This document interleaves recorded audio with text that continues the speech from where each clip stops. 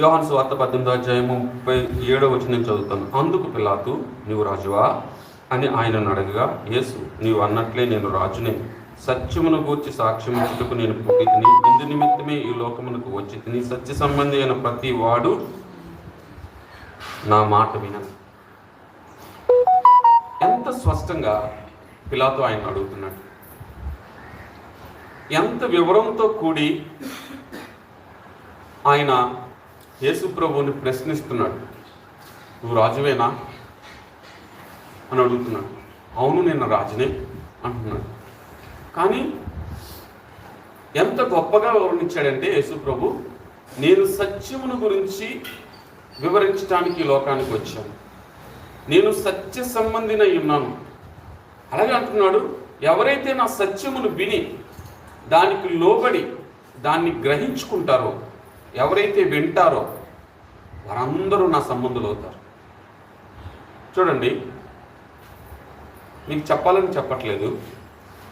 3 రోజుల క్రితం అయ్యగారు సతీష్ రాజు గారు, నేను చిన్న మెసేజ్ పెట్టాను ఆయనకి, ఎలా ఉన్నారు బ్రదర్ అని, ఎక్కడ ఉన్నారు, మిడిల్ ఈస్ట్లో కానీ ఉన్నారా, సేఫ్గా ఉన్నారా అని అడిగాను. అడిగితే నేను సేఫ్గానే ఉన్నాను, ఇండియాలోనే ఉన్నాను అని చెప్పారు. చెప్తూ ఆయన ఒక లాస్ట్లో చిన్న మాట పెట్టారు, బ్రదర్ ఎవరు వింటలేదు బ్రదర్ అని పెట్టాడు.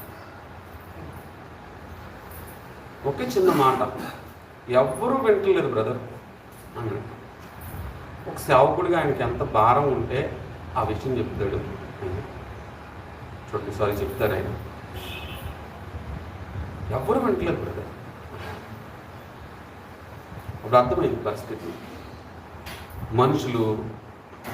ఖాళీ మనుషులుగా వచ్చి వినేసి అది ఇక్కడే విడిచిపెట్టేసి దాని భారాన్ని ఎవరు తీసుకోకుండా,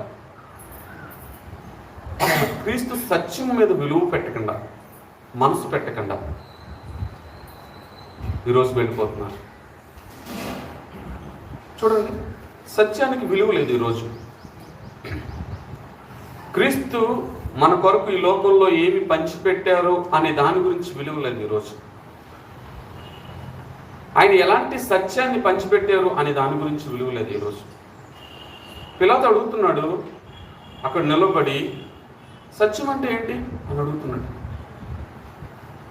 ఆయన ఎందుకు అలా అడిగాడంటే, గ్రహింపులేని వ్యక్తి ఆయన, అందుకు సత్యము గురించి అడుగుతున్నాడు.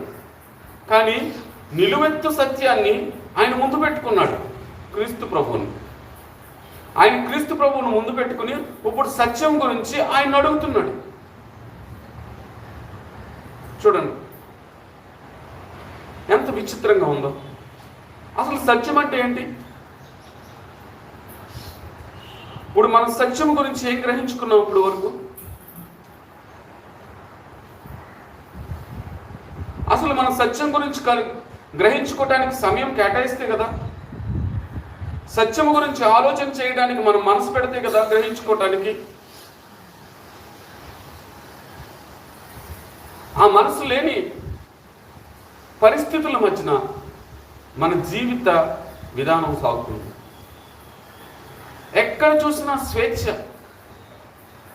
ఎక్కడ చూసినా లోక ఆరాటం, ఎక్కడ చూసినా లోక సంబంధమైన తృష్ణ.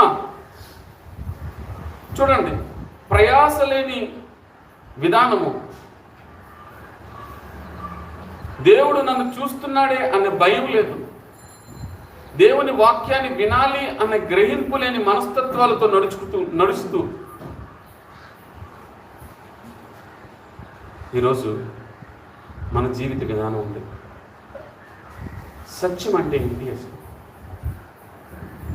ఆయన సత్య స్వరూపి అయిన ఆత్మయ్య ఉన్నాడు. మన వాక్యంలో చదువుకున్నాం, ఉన్నది ఉన్నట్టుగా ప్రత్యక్షపరుస్తాడు మనకు ఆయన. మన జీవితాన్ని ఆయన స్వారూప్యంలోనికి, ఆయన రూపాంతరంలోనికి, ఆయన యొక్క ప్రణాళికబద్ధమైన నడిపింపుకు ఆయన మనల్ని తీసుకువెళ్ళాలనుకుంటున్నాడు ఆయన సత్యంలో. అందుకు కావలసిన ప్రతి ఈవిని, అందుకు కావలసిన ప్రతి పరిస్థితిని ఆయన రూపుదిద్దుకుంటూ దానికి కావలసిన ప్రత్యామ్నాయాన్ని ఏర్పాటు చేసుకుంటూ, దానికి కావలసిన విధానంలో అన్ని ఏర్పాట్లు నీ కొరకు నా కొరకు చేసిన సత్యవంతుడు ఆయన. చూడండి, ఈరోజు సత్యములో జీవించే వాళ్ళు ఎలా ఉన్నారంటే వారి నోట అబద్ధము లేకుండా జీవిస్తారు. సత్యము గురించి జీవించే వాళ్ళు ఎలా ఉంటారంటే వారి నోట కపటము లేని మాటలు వస్తాయి.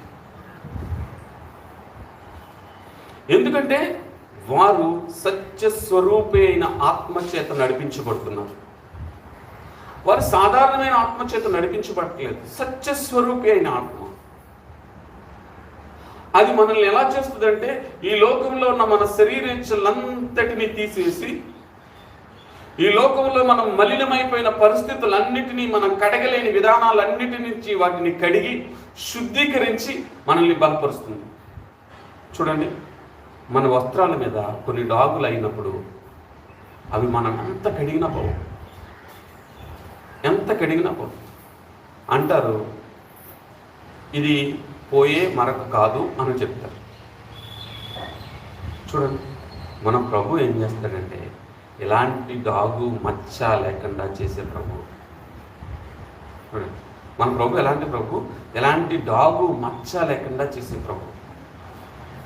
అలాంటి గొప్ప దేవుడిని మనం చూడొచ్చు. మనం కండవిల్లి ప్రాంతానికి వెళ్ళినప్పుడు అక్కడ ప్రజలు రోజు ఏం చేస్తారంటే అక్కడ రోజు అత్తికెళ్ళ కొడుతూ ఉంటారు. వాళ్ళు ఎంత మంచి బట్టలు వేసుకున్నా కూడా అక్కడ మరకలు వాళ్ళకి కనబడతాయి. చూసారా, అది బాగుంది. కానీ మన జీవితంలో మన క్రీస్తు ప్రభు మనల్ని ఎలా నిలబెడతాడంటే ఎలాంటి పరిస్థితులు మన మధ్యన మనం జీవించినా, ఎలాంటి పరిస్థితుల్లో మనం దిగజారిపోయినప్పటికీ, ఎలాంటి పరిస్థితుల్లో మనం ఆయనకు లోబడినప్పటికీ ఆయన సువార్త ద్వారా మనకి సత్యాన్ని అందిస్తున్నాడు. చూడండి, ఆయన సువార్త ద్వారా మనకి సత్యాన్ని అందిస్తున్నాడు. ఆయన ఎలాగ మన కొరకు మార్చబడ్డాడు అంటే కనుక యోహాను సువార్త మొదటి అధ్యాయంలో మనం చూస్తే, యోహాను సువార్త మొదటి అధ్యాయంలో మనం చూస్తే, మొదటి అధ్యాయము 14వ వచనం, ఆ వాక్యము శరీరధారి అయి కృపాసత్య సంపూర్ణుడుగా మన మధ్య నివసించును, తండ్రి వలన కలిగిన అద్వితీయ కుమారుని మహిమ వలె మనమును ఆయన మహిమను కనుగొంటిమి. చూడండి ఎలా చెప్తున్నారంటే, ఎంత స్పష్టంగా మాట్లాడుతున్నారంటే ఆ వాక్యము శరీరధారి అయి కృపాసత్య సంపూర్ణుడుగా మన మధ్య నివసించును. చూడండి, ఆ వాక్యం ఏం చేస్తుందంట, ఆ వాక్యం శరీరధారి అయి వచ్చేస్తుందంట. చూడండి, ఆయన ఎలాగా శరీరధారి అయి రాగలిగాడు? ఆయన ఎంత గొప్ప సృష్టికర్త. ఆయన వాక్యం ద్వారా సర్వ సృష్టిని సృష్టించిన దేవుడు ఈరోజు ఏం చేశాడు? మన కొరకు శరీరధారి అయి వచ్చేసాడు. చూడండి, నువ్వు అనుకుంటున్నావేమో యేసు ప్రభు ఏదో పుట్టాడులే అనుకుంటున్నావు. కాదు, నీ జీవితంలోనూ నా జీవితంలోనూ నీ కొరకు నా కొరకు ఒకే ఒక్కసారి అప్పగింపబడిన సువార్త ఇది. ఒకే ఒక్కసారి మన చేతికి ఇవ్వబడిన సత్యం ఇది. ఆ సత్యములో నిన్ను నన్ను నిలబడటానికి ఆయన ఎలా వచ్చేసాడంట, ఆయన మహిమను కాదనుకుని నీ కొరకు నా కొరకు వచ్చాడు. రాగలదువా? నీ పరిస్థితిని నా పరిస్థితిని విడిచిపెట్టి, నీ అహంకారాన్ని నా అహంకారాన్ని విడిచిపెట్టి, నీ సిద్ధాంతపూరితమైన జీవితాన్ని నువ్వు విడిచిపెట్టి నీకు క్రీస్తు చూపిస్తున్న జీవితంలోనికి నువ్వు రాగలదువా? ఆలోచించండి.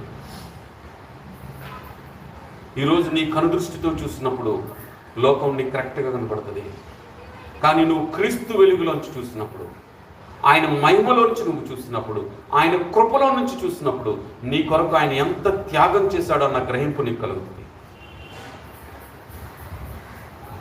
మనము ఆ దృష్టితో చూడలేకపోతున్నాం. చూడండి 12-13 వచనాలు చూస్తే, తనను ఎందరు అంగీకరించుతారో వారందరికీ అనగా తన నామమందు విశ్వాసం ఉంచి వారికి దేవుని పిల్లలవుటకు ఆయన అధికారం అనుగ్రహించు. చూడండి, నీకు నాకు ఎంత భాగ్యం ఇచ్చారు ఆయన. ఆయన ఎందరు అంగీకరిస్తారో, ఎందరు స్వీకరిస్తారో, ఆయన మనసుకు ఎందరు లోపడతారో, ఆయన రూపాంతరానికి ఎందరు సిద్ధపరచబడతారో వారందరికీ ఆయన పిల్లలు అవడానికి అవకాశం ఇచ్చేస్తారు. చూడండి, ఆయన పిల్లలు అవడానికి అవకాశం ఇచ్చాడు. దాన్ని మనం ఎలా స్వీకరించాం? ఇప్పుడు వరకు మనము ఈ సంఘములో నిలబడి, ప్రభువా నేను నీ బిడ్డను నాయన, నేను నీ రిప్రజెంటివ్ను ప్రభువా, నేను నీ కొరకు జీవిస్తున్న వ్యక్తిని ప్రభువా, నీ స్వారూప్యంలో నా మాటలు ఉంటాయి, నీ స్వారూప్యంలో నా ప్రవర్తన ఉంటుంది, నీ స్వారూప్యంలో నేను జీవించగలుగుతాను, నీ విధానం కొరకే నీవు మా కొరకు చేసిన త్యాగాన్ని బట్టి, నీవు మాకు పిలిచిన పిలుపుని బట్టి దానికి లోబడి జీవిస్తాను ప్రభువా అని చెప్పగలిగే చేతులు ఎంతమందికి ఉన్నాయి? ఎత్తగలిగే చేతులు ఎంతమందికి ఉన్నాయి? ఆలోచించండి. నిజం చెప్పు, నువ్వు క్రీస్తు బిడ్డవనా? 10 మంది నీ చుట్టూ నించున్నప్పుడు నువ్వు క్రీస్తు బిడ్డవనా? ఎదుటివారు నేను చూస్తున్నప్పుడు నువ్వు క్రీస్తు బిడ్డవనా? నువ్వు ఎలా కూర్చుంటున్నావో నీకు తెలియట్లేదు, ఎలా లేస్తున్నావో నీకు తెలియట్లేదు, ఎలా ప్రవర్తిస్తున్నావో నీకు తెలియట్లేదు. ఆలోచించండి. ఆయన శరీరధారి నీ కొరకు వచ్చాడే. చూడండి, ఆయనను నువ్వెంత విలువిచ్చి క్రీస్తు ప్రభువును ఈ లోకానికి చూపించగలుగుతున్నాను. ఆయన ఆశ ఏంటో తెలుసా? అయోగ్యులమైన మనలోనూ ఆయనను మనలో చూసుకోవాలని ఆశపడ్డాడు.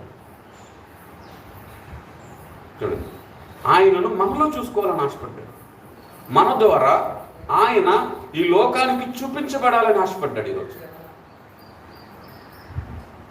చూడండి, మన ద్వారా ఈ లోకానికి చూపించబడాలని ఆశపడ్డాడు. కానీ మనము ఆ విధంగా కనిపించగలిగాము. ఈ రోజుల్లో క్రిస్టియానిటీలో కనపడింది క్రీస్తు, మిగతా అవన్నీ కనపడతాయి, క్రీస్తు మాత్రమే కనపడట్లేదు ఈరోజు విశ్వాసం. చూడండి, ఏ పరిస్థితికి మనం వెళ్ళిపోతున్నాం. 13వ వచనం, ఆయన వారు దేవుని వల్ల పుట్టినవారే కానీ, వారు 12వ వచనం 13వ వచనం వారు దేవుని వల్ల పుట్టినవారే కానీ రక్తము వలనైనను శరీరేచ్ఛల వలనైనను మనుష్యేచ్ఛల వలనైనను పుట్టినవారు కాదు. ఇప్పుడు చూడండి, మీరు క్రీస్తు స్వారూప్యంలోకి మార్చబడాలంటే మీరు రక్తము వలనైనను శరీరేచ్ఛల వలనైనను మనుష్యేచ్ఛల వలనైనను పుట్టినవారు కాదు. ఇప్పుడు మిమ్మల్ని ఎవరు నడిపిస్తారు? ఆయన ఆత్మ నడిపిస్తుంది. సత్యస్వరూపైన ఆత్మ, నీ కొరకు ప్రాణం పెట్టిన ఆత్మ, నీ పాపాలను శుద్ధీకరించే ఆత్మ, నిన్ను తన కుమారుడిగా స్వీకరించే ఆత్మ. మనం ఎంత ఘోరమైన పరిస్థితుల్లో జీవించినప్పటికీ నిన్ను హత్తుకునే ఆత్మ, నిన్ను సమాధానపరిచే ఆత్మ, నిన్ను తృప్తిపరిచే ఆత్మ, నీ ఆకలి దప్పికలు తీర్చే ఆత్మ. చూడండి, ఎంత గొప్పగా ప్రభు మనల్ని చూస్తున్నాడు, ఎంత గొప్పగా ఆయన మనల్ని చూసి ప్రేమిస్తున్నాడు. చూడండి, ఆయనలో ఎలాంటి పరిస్థితులు మనం చూడగలుగుతున్నాం. 16వ అధ్యాయము యోహాను సువార్త, రెండోదిగా యోహాను సువార్త 16వ అధ్యాయము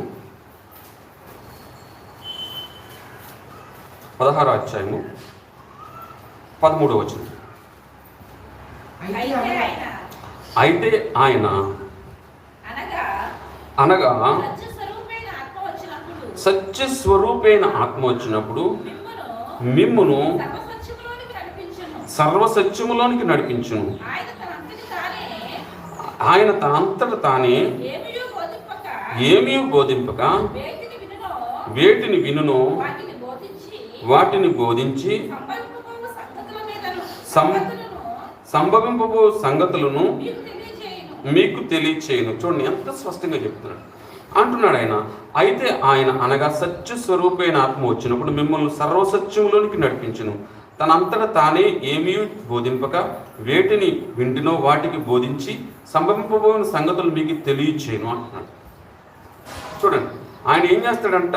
సర్వసత్యంలోనికి నడిపిస్తాడు. నీకు గ్రహింపు కలుగుతుంది, నీవు ఏ పరిస్థితుల మధ్యన నువ్వు ఎలా జీవించాలి అన్న సంగతి. సర్వసత్యం అంటే అదే. చూడండి, ఏ కష్ట సమయంలో అయినా సరే, ఏ ఇబ్బందికరమైన పరిస్థితుల్లో అయినా సరే, నువ్వు ఎలాగ గుర్తించబడాలి అనే సంగతిని ప్రభువు నీకు గ్రహింపు కలగచేస్తాడు. కొన్ని పరిస్థితుల మధ్యన ఒక మనిషి ఈ లోకంలో నిలబడలేడు.